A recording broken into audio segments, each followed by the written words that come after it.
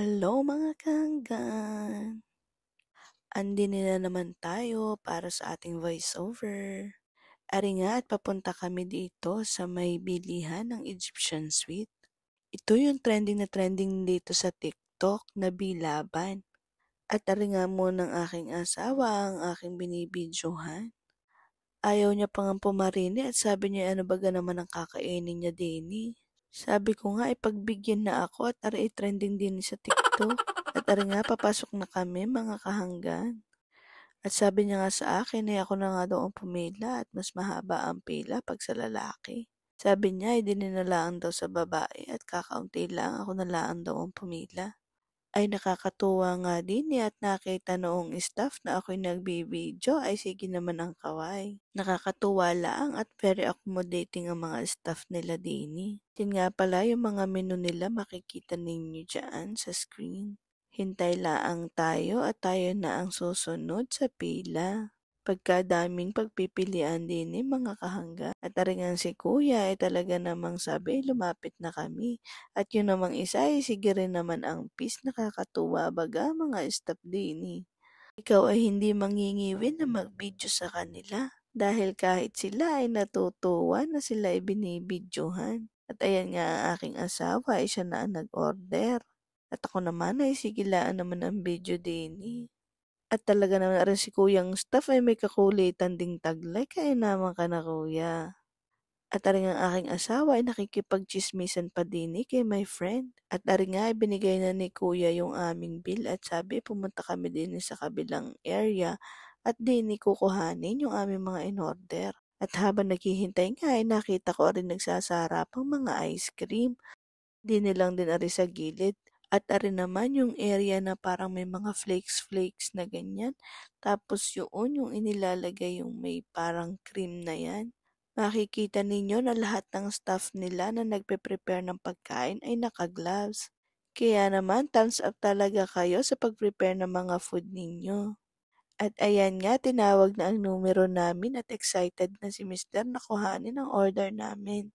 Isa nga lang ang in-order namin dahil titikman nga lang muna namin. Nakakatawa lang at nakalagay ang mic kay Mister pero nakalimutan ko palang i-open. E di sana hindi na ako nagbo-voice over ngayon ano. Ayan nga yung asawa ko ay sige ang daldal akala niya kasi naka-open yung mic niya. At ari nga mga kahanggan kami ipapunta na sa aming sasakyan. At i-review na ng asawa ko kung ano ba talaga ang lasa nito. Uy, sarap mga miya. Tungahin ko sa gilid. It's nice, baby. Ito po, pistachio sa kayong vermicelli.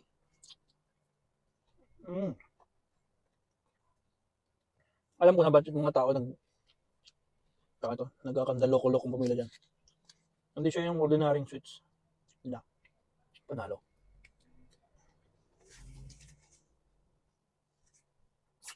This is a must try. For only, I think, 29 dirhams.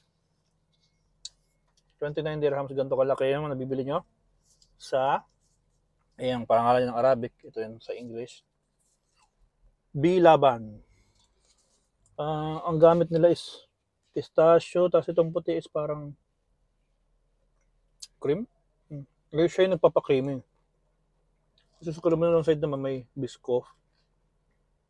Tapos yun nga yung mga ito yung ginagamit nila pang ano eh. Anong sweet sila yan?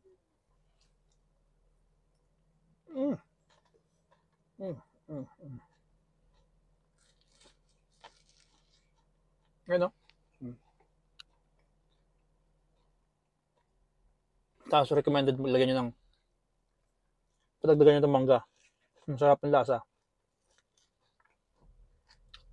Para siyang graham cake na nilagyan ng pistachio.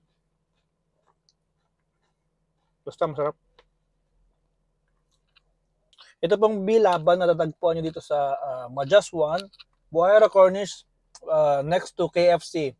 See you guys! Sarap talaga.